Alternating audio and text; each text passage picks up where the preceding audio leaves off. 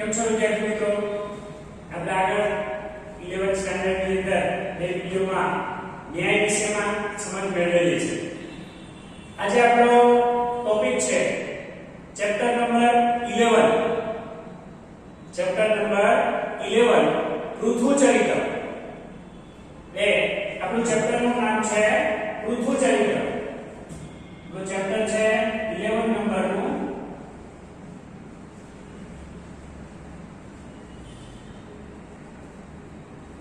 આની અંદર રાજા પૃથુના વિશેમાં સમજ આપણને આપેલી છે. હવે તમે 11 નંબરના ચેપ્ટરની પ્રસ્તાવના જોશો બેટા, તો એ પ્રસ્તાવનાની અંદર આપણને અલગ અલગ માહિતી આપે છે અને આનો જે આખો વિષય છે એ વિષય વસ્તુ એ પુરાણોની અંદરથી લીધેલું છે. આપણા સંસ્કૃતની અંદર ટોટલ 18 પુરાણો આપેલા છે. બરાબર? એમાં તમે અલગ અલગ નામ સાંભળેલા હશે. ભાગવત પુરાણ, બરાબર, શિવ પુરાણ, આવી રીતે જે અલગ અલગ 18 પુરાણો છે. એ પુરાણોની અંદર રાજાઓ, દેવો, એ બધાના સર્ગો, એમના વંશો વિશેમાં આપણને માહિતી આપેલી છે. આપણું જે ચેપ્ટર 11 છે, એ 11 ચેપ્ટરની અંદર જે વિષય વસ્તુ લીધેલું છે એ મત્સ્ય પુરાણની અંદરથી લીધેલું છે. સામાન્ય લીધેલું છે મત્સ્ય પુરાણની અંદરથી એનું વિષય વસ્તુ લીધેલું છે. એટલે કે એ પુરાણની અંદર રાજા પૃથુના વિશે સમજ આપેલી છે. એટલે કે એક સમય એવો આવેલો જ્યારે પૃથ્વીના ઉપર અધર્મનું પ્રમાણ વધી જાય છે. જ્યાં ને ત્યાં માર કૂટ બધું એક વસ્તુઓ થાય છે.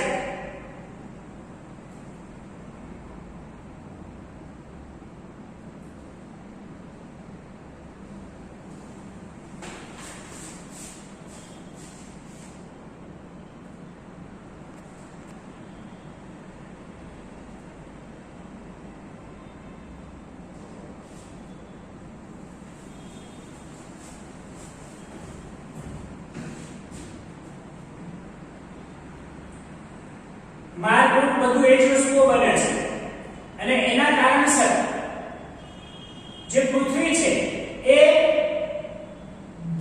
અધર્મી અને પાપવાળી બને છે અને એના કારણસર પૃથ્વી પર અનાજ પાકતો નથી. તો એવા સમયની અંદર પૃથુ નામનો એક રાજા થાય છે અને એ રાજા અધર્મી વસ્તુઓને નાશ કરીને ધર્મની સ્થાપના કરીને આ પૃથ્વીને, એટલે કે આ ધરતી પર અનાજ પકવવાનું કામ કરીને લોકોનું જીવન સારી રીતે કેવું બને એનો પ્રયત્ન કરે છે. આપણને આ ચેપ્ટરની અંદર રાજા પૃથુનું જે જીવન ચરિત્ર છે એ કેવી રીતે લોકોની જીવન ચલાવવા માટેની કેવી રીતેના કાર્યો કરે છે એ સમજ આપેલી છે. એટલે કે અહીંયા આ ચેપ્ટરની અંદર પૃથુચરિત્ર ચેપ્ટરની અંદર રાજા પૃથુને એક દોહન ક્રિયા કરનારો વ્યક્તિ, જેમ એક પશુપાલનનું કામ કરનારો જે પશુપાલક હોય પોતાના ગાય ભેંસની દોવાની ક્રિયા કરે તે, અને આ પૃથ્વીને એટલે કે ધરતીને, જમીનને એ ગાય તરીકે દર્શાવેલી છે. એટલે કે ગાયને જે દોઈને પશુપાલક એ દૂધ મેળવે છે, એમ રાજા પૃથુએ આ પૃથ્વી રૂપી ગાયને દોઈને એની અંદરથી અનાજ પ્રાપ્ત કરેલું અને લોકોનું જીવન સારી રીતે ચલાવાય. તો એના વિશે આપણને સમજ આપેલી છે. આપણે ચેપ્ટર જોઈએ.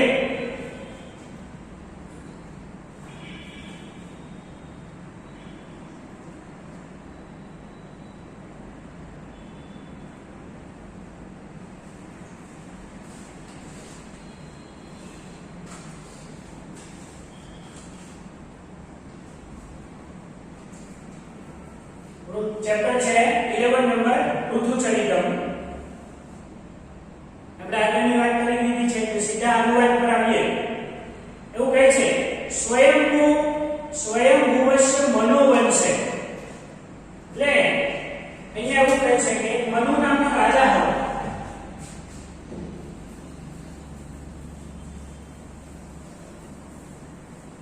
બરાબર, એક મનુ નામનો રાજા હોય છે.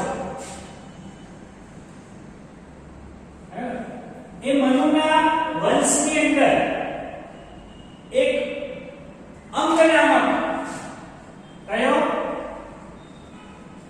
અંગ નામક રાજા હતો. એટલે કે રાજા મનુના વંશની અંદર અંગ નામનો રાજા થાય છે. જે મનુ વંશ છે એમાં અંગ નામનો રાજા થાય છે. સદયાળુ ચ ધર્મનિરત હસી. એટલે કે તે એકદમ દયાળુ અને ધર્મિષ્ઠ હતો, ધર્મના રસ્તા પર ચાલનારો હતો. તસ્ય વેન નામક પુત્ર સંભવત. અને આ અંગનો એક વેન નામનો પુત્ર થાય છે. એનો વેન નામનો એક પુત્ર થાય છે. સક્રૂર અધર્મનિરત ચ આસિત. અને એ જે વેન હતો એ એકદમ ક્રૂર અને અધર્મમાં રચોપચો રહેનારો વ્યક્તિ હતો. એટલે કે અધર્મના રસ્તે ચાલનારો વ્યક્તિ હતો. એના પિતા એ ધાર્મિક વ્યક્તિ હતા અને દયાળુ પણ હતા. પણ જેનો પુત્ર વેન નામનો જે રાજા હોય છે એટલે કે એ અધર્મી વ્યક્તિ, બરાબર, અધર્મના રસ્તે ચાલનારો વ્યક્તિ હતો અને ક્રૂર હતો. તેનો યજ્ઞ યાદાદિનમ સત્કર્માણી નિષિદ્ધાની. એ વેને શું કર્યું? પોતાના રાજ્યની અંદર યજ્ઞ વગેરેને અને દાન વગેરેના જે કાર્યો હતા, યજ્ઞ અને દાન વગેરેના જે કાર્યો એને નિષિદ્ધાની એટલે કે બંધ કરાવી દીધા. શું કરાવી દીધું? એને બંધ કરાવી દીધા. દુર્જનાહ સત્કારિતાહ સજ્જનાહ ચ દુષ્કારિતા. એને પોતાના રાજ્યની અંદર દુર્જનોનો સત્કાર કર્યો. એને શું કર્યું? દુર્જનોનો સત્કાર અને સજ્જનાસ ચ દુષ્કારિતા. અને સજ્જનોનો તિરસ્કાર. એટલે કે જે ખરાબ માણસો હતા એને પોતાના રાજ્યમાં બોલાવ્યા અને જે સારા માણસો હતા એને પોતાના રાજ્યમાંથી કાઢી મૂક્યા. ફલત અને પરિણામે ચોરાદિના એટલે કે ચોરી વગેરેની પ્રવૃત્તિ સર્વત્ર પ્રવર્તિતા. વગેરે પ્રવૃત્તિઓ બધી જ જગ્યાએ ફેલાઈ ગઈ. એટલે કે એના આવા કાર્યના થકી શું થયું? તો ચોરી વગેરેની પ્રવૃત્તિઓ રાજ્યમાં ફેલાઈ ગઈ. સજ્જનાનામ ધનમ ધાન્યમ ચ દુર્જનો પરિહત. જે સજ્જનો માણસો હતા, જે સારા માણસો હતા, એમનું ધન ધાન્ય એ દુર્જન લોકો ચોરી કરવા લાગ્યા. ચોરી લીધું. પરિહતમ. પરિહતમ એટલે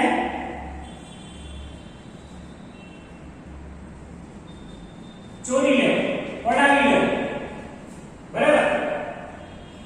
યજ્ઞ કર્માનું ભાવે દુર્ભિક્ષ પ્રવર્તત. અને યજ્ઞ અને કર્મના અભાવથી, યજ્ઞ અને કર્મના અભાવથી દુર્ભિક્ષ. દુર્ભિક્ષ એટલે દુષ્કાળ. દુર્ભિક્ષ અપ્રવર્તત એટલે કે દુષ્કાળ પડ્યો. યજ્ઞ અને કર્મના અભાવથી શું થાય છે? રાજ્યમાં દુષ્કાળ પડે છે. ભૂતલ. ભૂતલ એટલે જમીન, ધરતી. યજ્ઞ દાન રહિતમ નિર્ધમમ ચ સજ્જાતમ. એટલે કે ધરતી યજ્ઞ દાન વગરની અને ધર્મ વગરની બની ગઈ. પૃથ્વી કેવી બની જાય છે? યજ્ઞ દાન વગરની અને ધર્મ વગરની. યસ્ય દુર્વ્યવસ્થાયામ પ્રજા રક્ષણાર્થમ ઋષયઃ પ્રવૃત્તા. પછીના પેરેગ્રાફમાં શું કહે છે કે આ જે દુર્વ્યવસ્થા હતી એટલે કે ખરાબ વ્યવસ્થા, એ ખરાબ વ્યવસ્થાથી પ્રજાનું રક્ષણ કરવા માટે ઋષયઃ પ્રવૃત્તા એટલે કે ઋષિ મુનિઓ તૈયાર થયા.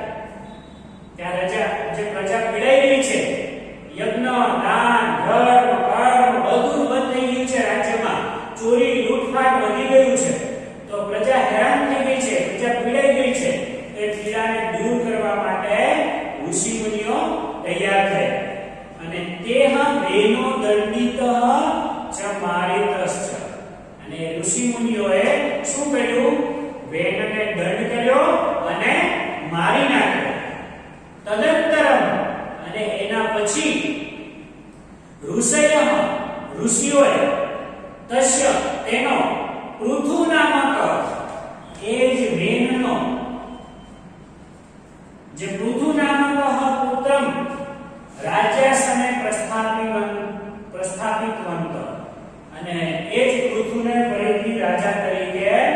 બેસાડવામાં આવ્યો, પ્રસ્થાપિત કરવામાં આવ્યો. બરાબર. પૃથુ દયાળુ છે, ધાર્મિક છે. અને પૃથુ કેવો હતો? દયાળુ અને ધાર્મિક હતો. બરાબર. વેનસ્ય શાસને પીડિતા પ્રજા, એટલે કે વેન રાજાના શાસનમાં પીડાયેલી જે પ્રજા હતી તે અભિષિક્તમ ધાર્મિકમ, એટલે કે અભિષેક પામેલો, અભિષિક્તમ સિક્ત પ્રજા વર્ડ છે ને, અભિષિક્ત એટલે કે અભિષેક પામેલો.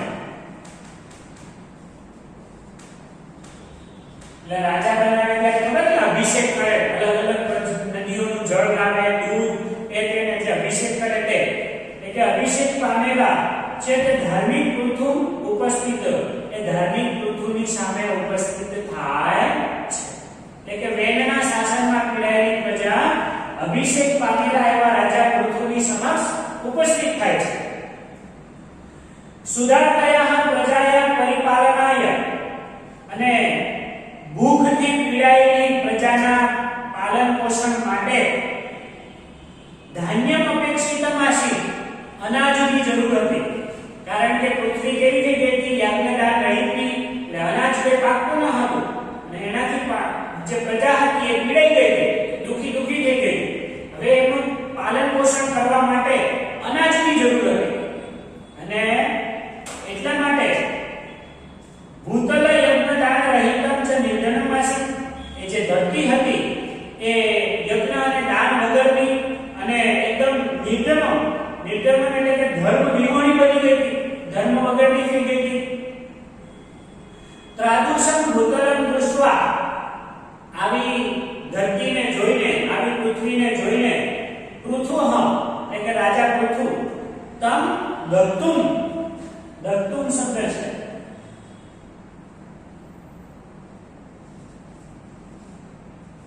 દત્તુમ એટલે બાળવા, દત્તુમ એટલે બાળવું.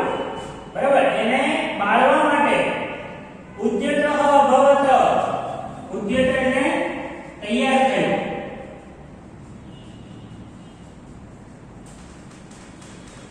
બરાબર. આવી ધર્મ વગરની અને યજ્ઞદાન રહિત જે પૃથ્વી હતી, ધરતી હતી, એને બાળવા માટે તૈયાર થાય છે. તત ઇયં ભૂઃ ગોરૂપમ સ્થાય પલાયિતમ ઉદ્યતા, પણ આ જે ધરતી છે, ભૂઃ એટલે ધરતી, ગોરૂપમ સ્થાય એટલે કે ગાયનું સ્વરૂપ લઈને, ગાયનું સ્વરૂપ લઈને પલાયિતમ ઉદ્યતા, પલાયન કરવા માટે, નાસી જવા માટે તૈયાર થઈ. એટલે કે એલો એને બાળવા તૈયાર થાય છે ત્યારે આવી ધરતી ગાયનું સ્વરૂપ લઈને નાસી જવા માટે તૈયાર થાય છે. પૃથુઃ તસ્ય પૃષ્ઠત અનુગત, અને પૃથુ તેની પાછળ જાય છે. પૃષ્ઠત એટલે કે પાછળ, પૃથુ પણ એની પાછળ જાય છે. અંતે એક દેશે સ્થિત્વા કિમ કરોતિ ઇતિ ભૂમિઃ અબ્રવીત, એટલે કે છેવટે કોઈ એક સ્થાન પર સ્થિર થઈને, સ્થિત્વા એટલે સ્થિર થઈને, કોઈ એક સ્થાન પર સ્થિર થઈને હું શું કરું એમ ભૂમિઃ અબ્રવીતમ એટલે કે જમીન બોલે છે, પૃથ્વી બોલે છે કે હું શું કરું. એ જ્યારે નાસી જાય છે, રાજા પૃથુ પણ એની પાછળ લાગે છે, છેવટે એક જગ્યા પર એ લોકો, એ જમીન રોકાય છે, પૃથ્વી રોકાય છે, અને છેવટે કહે છે કે હું શું કરું એમ એવી રીતે બોલે છે.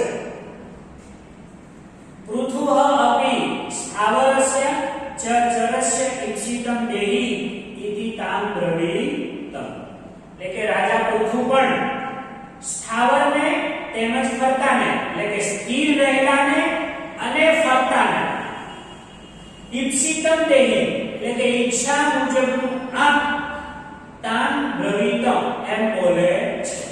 એટલે કે એક જમીનને કહે છે કે જે વસ્તુ સ્થિર છે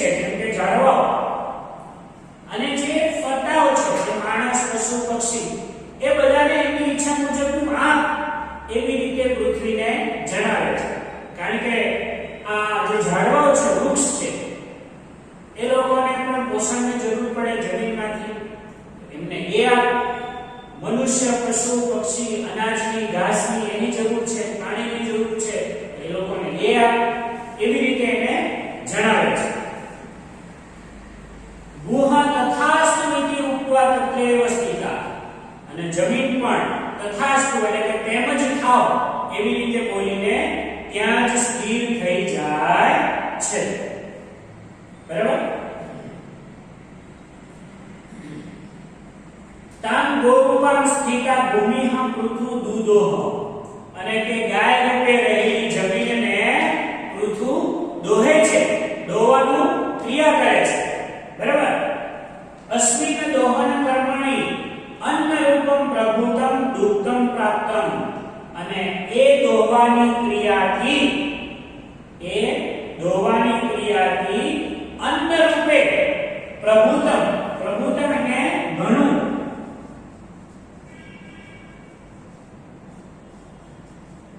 દુગ્ધમ, દુગ્ધમ એટલે દૂધ, પ્રાપ્તમ એટલે કે પ્રાપ્ત થાય છે.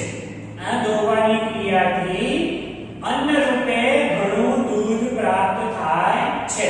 કારણ કે જમીન ગાય સ્વરૂપે છે, એ ગાયમાંથી જેમ દૂધ પ્રાપ્ત થાય તેમ જમીનમાંથી અનાજ પ્રાપ્ત થાય. તેન અન્નેન એટલે કે તે અન્ન દ્વારા, તે અનાજ દ્વારા પૃથુના પ્રજામાં, પૃથુએ પ્રજાની સંરક્ષિતા એટલે કે રક્ષા કરી, ચ અનુરજિતામાં અને મનોરંજન કર્યું. અનુરજિતા, અનુરજિતા એટલે મનોરંજન.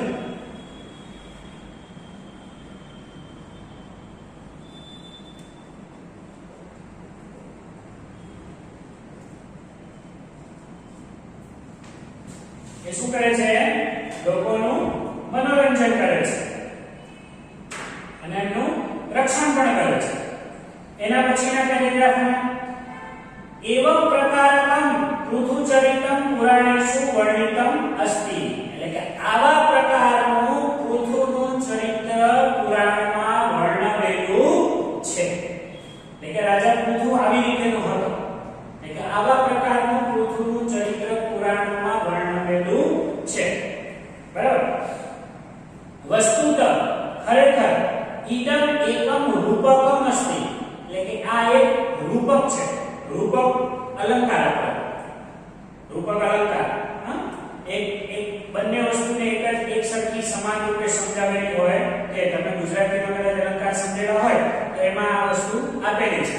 ઉપમા અલંકાર, પછી રૂપક અલંકાર, એટલે કે બંને વસ્તુઓને ઉપમેય અને ઉપમાને એક જ સમજેલો હોય એ રીતે. તો અહીંયા ઉપમેય કોણ છે? તો રાજા પૃથુ, ને ઉપમાન કોણ છે? તો દોવાની જે ક્રિયા.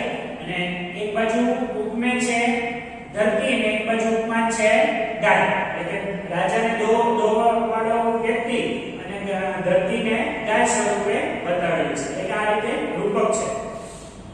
કેવી રીતે છે એ પણ અહીં આપેલું છે. તો કહે છે તદનુસાર રાજા ગોપાલઃ, એટલે કે રાજા કોણ છે? ગોપાલ. બરાબર.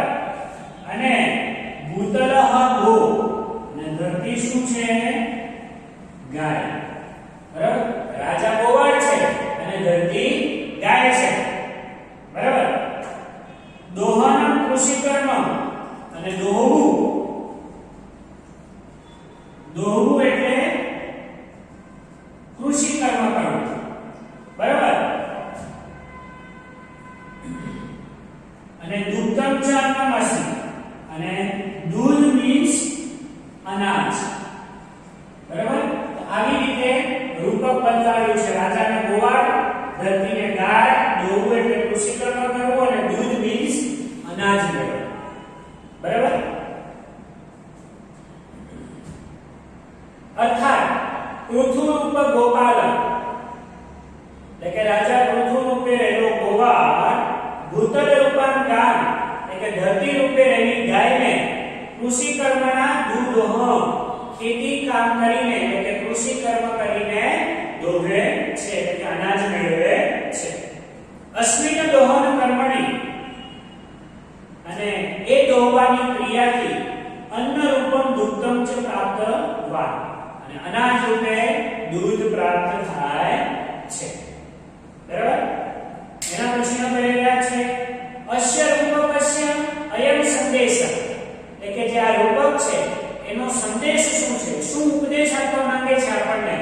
એ કહે છે કે યથા ગોપાલઃ સ્વકીયં ગામ પ્રેમણા પરિપાલયતિ, એટલે કે જેમ ગોવાળ પોતાની ગાયને પ્રેમથી પાળે છે, કેટલી સારી રીતે એને રાખતો હોય, એને અનાજ આપવું, એને ઘાસ આપવું, પાણી આપવું, નવડાવવું, બધું સારી રીતે કાર્ય કરે છે. તે પરિપાલનચમ ગામ, અને એ પાળેલી ગાયને અસો એ પ્રાતઃ સાયં ઇતિ, સવાર અને સાંજ, નિયત કાલ એટલે કે યોગ્ય સમય અને નિયત પરિણામ અને યોગ્ય પ્રમાણમાં. નિયત કાલ એટલે કે યોગ્ય સમય, બરાબર?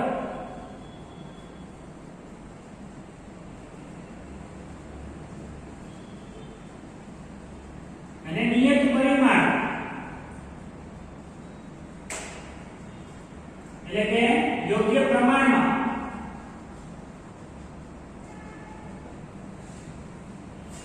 સાયં પ્રાતઃ એટલે કે સાંજ, સવાર અને સાંજ. દોહતી એટલે કે દોહે છે. જેમ એ ગોવાળ પોતાની ગાયને પ્રેમથી પાળે છે, અને પ્રેમથી પાળેલી તે ગાયને સવાર અને સાંજ યોગ્ય કાળે અને યોગ્ય પ્રમાણમાં જે દોહે છે, તથા તેવી જ રીતે રાજા આપી, રાજાએ પણ સ્વકીયં ભૂતલં પ્રેમણાં પરિપાલયત, પોતાની ધરતીને એટલે કે પોતાની પ્રજાને અને પોતાના રાજ્યને પ્રેમથી પાલન એટલે કે તેનું પાલન પોષણ કરવું જોઈએ. અને પરિપાલિતમ ચ ભૂતલં અસો, અને પાલન કરેલી જે ધરતી છે, ધરતીને શરદી, શરદી ઋતુ એટલે કે શિયાળાની ઋતુમાં, શરદી એટલે શરદ ઋતુમાં, શરદ ઋતુ એટલે શિયાળાનો સમય. શરદી ચ વર્ષાયા, અને વર્ષા ઋતુમાં નિયત કાલ નિયત પરિમાણ સેવન દુર્યાત, યોગ્ય કાળે અને યોગ્ય પ્રમાણમાં એનું દોહન ક્રિયા એટલે કે કૃષિ કર્મ કરવું જોઈએ. એવમેવ ચ કૃષિ કર્માણામ, અને એવી જ રીતે કૃષિ કર્મમાં પ્રવૃત્તા પ્રજા એટલે કે રોકાયેલી પ્રજાએ પણ આવી જ રીતે, જેમ એનો પશુપાલન કરે છે તેવી જ રીતે રાજાએ કરવું, જેમ રાજા કરે છે તે જ રીતે ખેતી કામમાં જોડાયેલી પ્રજાએ પણ અપી ભૂતલં તથૈવ પરિપાલયતુ, પોતાની જમીનને તેવી જ રીતે પરિપાલન એટલે કે પાલન પોષણ કરવું જોઈએ. જો આપણને એમ થાય કે કેવી રીતે પરિપાલન પોષણ કરવું જોઈએ, તો આપણે એને સારી રીતે સાચવવી જોઈએ. જમીનને સારી રીતે જો સાચવવામાં ના આવે તો એમાંથી અનાજ પાકે નહીં. એટલે કે પરિપાલિતમ ચ ભૂતલં, અને પ્રજાએ પણ એ પાલન કરેલી જમીનને નિયત કાલમ નિયત પરિણામ ચ ગુહ્યુરિતિ, એટલે કે યોગ્ય સમય અને યોગ્ય પ્રમાણમાં એનું કૃષિ કર્મ કરવું જોઈએ. યતોહિ, કેમ કે શ્લોકમાં સમજાવે છે બહુ ધાન્યમ પ્રવૃત્તો અયોજનમ જનો લોલુપમાનસ, બહુ ધાન્ય એટલે કે ઘણું બધું ધાન્ય મેળવવા માટે પ્રવૃત્ત થયેલો, જનો એટલે કે લોભી, માણસ, લોલુપ માણસ, લોભી મનવાળો માણસ. લોલુપ માણસ એટલે કેવો,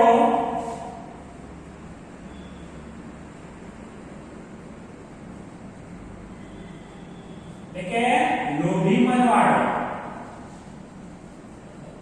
લોભી મનવાળો જે માણસ છે એટલે કે ઘણું બધું ધન ધાન્ય મેળવવા માટે પ્રવૃત્ત થયેલો લોભી મનવાળો માણસ ન ચેષ્ય ભૂતલં રક્ષેત હાનિરેવ ભવિષ્યતિ, જો આ ધરતીનું રક્ષણ નહીં કરશે તો એનાથી નુકસાન થશે. જો તમે વધારે પ્રમાણમાં અનાજ મેળવવા જાઓ છો અને જો આ ધરતીનું રક્ષણ નહીં કરશો તો નુકસાન થશે. એટલે શું કે વધારે અનાજ મેળવવા માટે વધારે દવાનો ઉપયોગ, વધારે